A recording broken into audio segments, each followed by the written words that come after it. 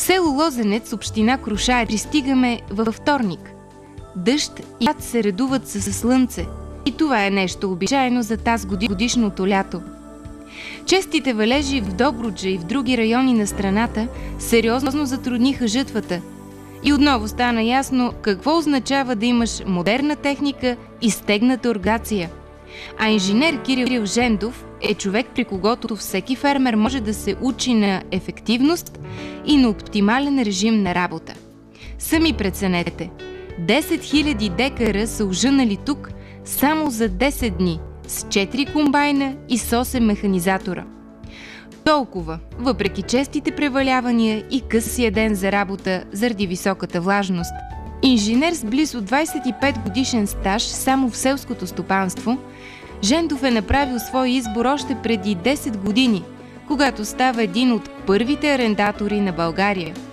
Тогава той залага на модерната техника и купува трактор и комбайн, които са скъпи и необичайни за Добруджа машини.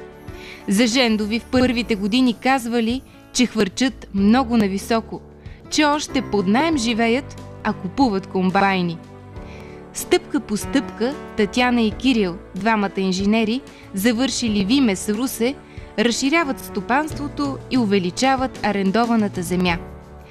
Те непрекъснато рискуват, като залагат жилището си и теглят кредит след кредит, но не за джипове и други луксове, а само за земеделска техника. Татяна завършва и право, което се оказва много полезно за фирмата. Тя организира финансовите дела, проектите по САПАРТ и отношенията с банките. Днес фирмата на семейство Жендови обработва 25 000 декара с пшеница, ечемик, царевица, слънчоглед и рапица. Има трактори, комбайни и комбинирани сеялки на най-известните световни фирми, а също сушилня за зърно и складова база за 15 000 тона. В това голямо стопанство и в администрацията работят само 20 на души, организация, на която могат да завидят навсякъде по света. Европейските стандарти в далечното село Лозенец са постигнати и благодарение на програма САПАРТ. През последните години в българското селско стопанство навлязоха нови технологии, нови машини, по-производителни, по-икономични и, разбира се, по-комфортни. Ако вземем общото състояние на фермерите в България и западните фермери, може да кажем, че не сме по-лоши фермери, но сме много по-бедни от тях. По принцип, последните 2-3 години с програмите, които Държавен фонд земеделие пусна в действие, така и чрез програма САПАРТ, мога да кажа, че българското земеделие с много бързи темпове застига западното. Във фирмата са разпределени ангажиментите. Моя съпруг се занимава основно с производството, а всичко останало, което е свързано с набиране на документи, връзка с организации, държавни структури, подаване на различни декларации, това е моят ангажимент. Фирмата има счетоводител, който ползва. Също така ползваме услугите и на експерт-счетоводител.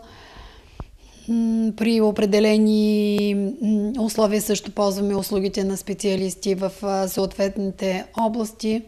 Не може да се каже, че е трудно. Има определени правила, които трябва да бъдат спазени. Не повече от подготовката на едни документи за кредит от една банка и подготовката на документите за кандидатстване по програма САПАРТ. Напротив, за кандидатстване в определена банка за кредит се изискват много повече документи, отколкото тези по програма САПАРТ. Дори аз виждам в изготвянето и изискването за да се представят много повече документи, виждам предимство, защото не могат да кандидатстват фирми фантоми, които не се занимават с земеделие и да ползват тази програма САПАРТ. В перспектива нашето желание е да нашите деца да наследят бизнеса, с който ние сме се захванали от преди 10 години. Петър и Десислава Жендови, децата на фермерите, в момента са студенти. кой път ще изберат за себе си, ще покаже бъдещето. Татяна казва, че имат пълно доверие на децата си. Това, на което сме ги учили, споделя тя, е същото, което сме чули от своите родители. Уважавай хората и тогава ще те уважават и тебе. И още, вярвай, че можеш да постигнеш всичко. Татяна и Кирил Жендови, село Лозенец, Крушари, 3 август 2004. Можеш да постигнеш всичко.